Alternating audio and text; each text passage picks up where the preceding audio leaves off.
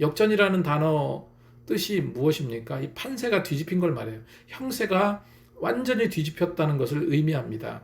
제가 어릴 때 홍수환 선수 아시죠? 홍수환 권투 선수. 사전오기의 신화를 이룬 세계적인 권투 선수였어요. 사전오기란 4번 넘어져도 5번 일어난다 이런 뜻이죠. 1977년도에 우리나라는 복싱이 굉장히 인기가 많았습니다.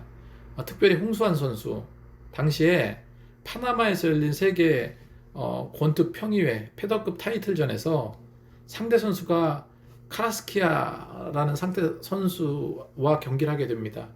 그런데 계속해서 다운당하는 거예요. 한 번, 두 번, 세 번, 네 번까지 다운당합니다. 그래도 홍수환 선수는 꿋꿋하게 일어섰어요. 그리고 마침내 네 번까지 다운당했을 때 많은 사람들은 이건 끝났다. 이건 더 이상 이게 복구 불가능하다. 이렇게 생각하고 있을 때 홍수환 선수는 어떻게 했습니까? 뻘떡 일어나서 상대 선수를 완전히 KO시켜서 승리하게 됩니다. 이게 바로 사전오기의 전설이었죠. 저는 그때 이제 국민학교 다녔던 시절인데 그 권투 중계를 가슴 졸이면서 봤던 기억이 나요. 당시 그 홍수환 선수하고 어머니하고 전화 통화 유명하죠. 엄마 나 챔피언 먹었어. 그렇게 말했더니 엄마가 너무나 긴장해서 그래 대한민국 만세다 했어야 되는데 대한국민 만세다 이렇게 통화했던 거 유명하잖아요. 이것이 역전이에요. 이것이 전세를 뒤집는 일입니다. 하나님을 의지하는 우리는요 역전의 용사들이에요. 12명들의 정탐꾼들이 가나안을 정탐하고 왔을 때 똑같이 이런 말을 합니다. 그곳 가나안 성은 너무너무 견고합니다. 그걸 부수고 우리가 어떻게 더 진군해 나갈 수 있겠습니까? 그곳 사람은 무기도 강하고 특히 안악자손을 봤는데 심히 장대하고 강합니다. 12명의 정탐꾼들이 다 하나같이 그곳 상황을 그렇게 말했어요. 그것 상황을 보고 느낀 것은 똑같았습니다. 그런데 12명 중에 10명은요. 그래서 우리는 메뚜기 떼와 같이 약해서 결코 그 성을 점령할 수 없습니다. 이제 포기하시죠. 이렇게 말하는 거예요.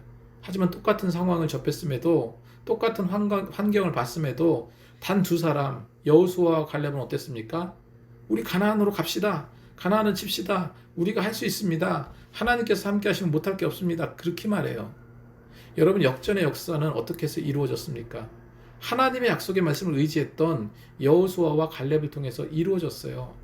여러분 지금 삶 가운데서 새해 몰리고 힘들고 고통스러운 일들이 그런 일들을 정말로 역전시키고 싶으십니까? 역전의 역사를 이루고 싶으세요? 하나님은 언제나 우리가 노력하는 가운데 역사하시는 분이에요. 그 하나님을 의지한다면 우리 모두는요 역전의 용사가 될 수 있습니다. 현실을 돌파할 수 있다는 거예요. 여러분 여호수아와 갈렙처럼 믿고 나가면 돼요. 부리가 깨지고 피가 날지언정 그 계란 껍질을 쪼아대는 줄의 노력을 우리는 기울여야 됩니다. 내가 원하거나 바라지 않는데 그러기 위해서 노력하지 않는데 어떻게 역전의 역사를 이룰 수 있겠습니까? 에스더는 목숨을 걸고요. 이런 줄의 노력을 기울입니다. 그래서 정말로 목숨을 걸고 왕 앞에 나가기로 결심해요. 에스더 4장 6절 말씀에 당신은 가서 수사하나에 있는 유대인을 모으고 나를 위해서 금식하되 밤낮 3일을 먹지도 마시지도 마소서. 나도 시녀와 더불어 이렇게 금식한 후에 규례를 어기고 왕에게 나아가리니 죽으면 죽으리이라. 가서 수산에 있는 모든 유대인들을 불러 모으세요. 나를 위해서 금식하세요. 밤낮 3일 동안 먹지도 말고 오직 하나님께 매달리세요. 이게 뭡니까? 줄의 노력이에요. 줄의 노력. 그리고 나도 어떤 노력을 합니까? 규례를 어기고 왕에게 나가겠다. 죽으면 죽는다는 심정으로 나가겠다 말이에요. 당시 왕은요 신이었습니다. 왕의 어떤 명령도 없었는데 왕이 이제 어떤 명령도 하지 않았는데 먼저 왕 앞에 나간다면요 규례를 어기는 게 돼요. 그 일로 인해서 죽임당할 수도 있는 상황입니다. 하지만 에스더는요 죽으면 죽으리이다 하고 왕 앞에 나가기로 결심해요. 이 표현은 단순히 죽겠다는 그 뜻을 담고 있는 것이 아니라 생명이 위태로운 상황에서 최악의 결과를 각오하고 하나님의 뜻을 위해서 담대히 나가겠다는 그런 강력한 의지와 결단을 담고 있는 말이에요.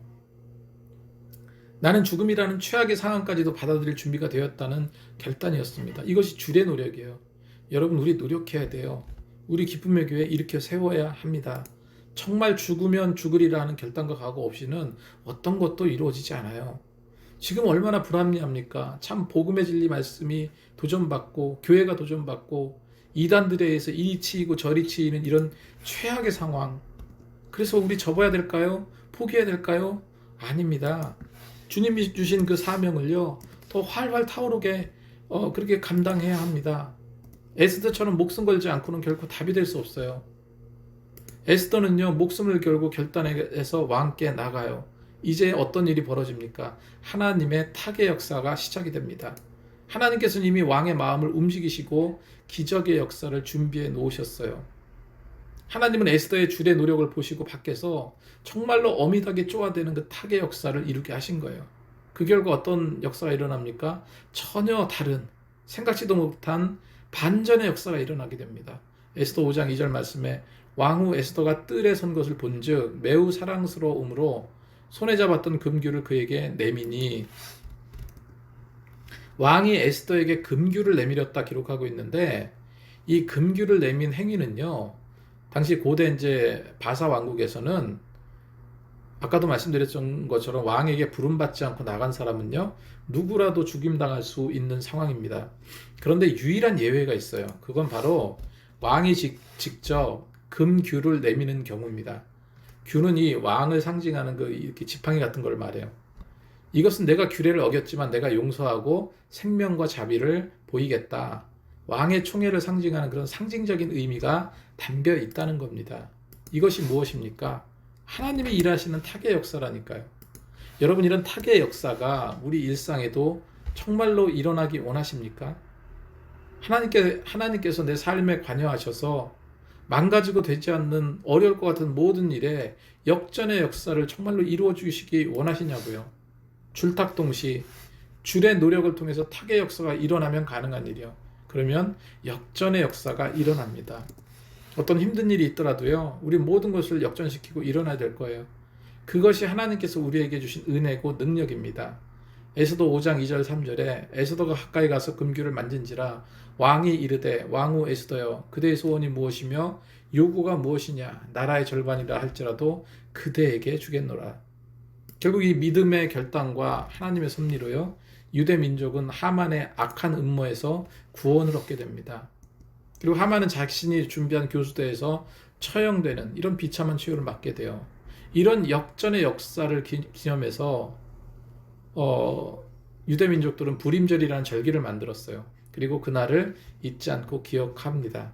에스더 9장 22절에 이날에 유대인들은 대적에게서 벗어나서 슬픔이 변하여 기쁨이 되고 애통이 변하여 길한 날이 되었으니 이 두 날을 잔치를 베풀고 즐기며 서로 예물을 주며 가난한 자를 구제하라 하며 이렇게 기록하고 있어요.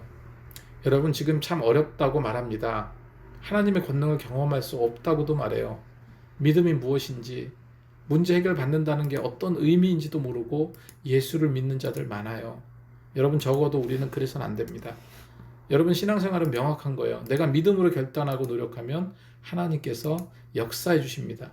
줄탁동시 하나님, 역전의 하나님, 그 하나님을 의지하시면서 오늘도 믿음으로 승리하시는 저와 여러분이 되시기 바랍니다.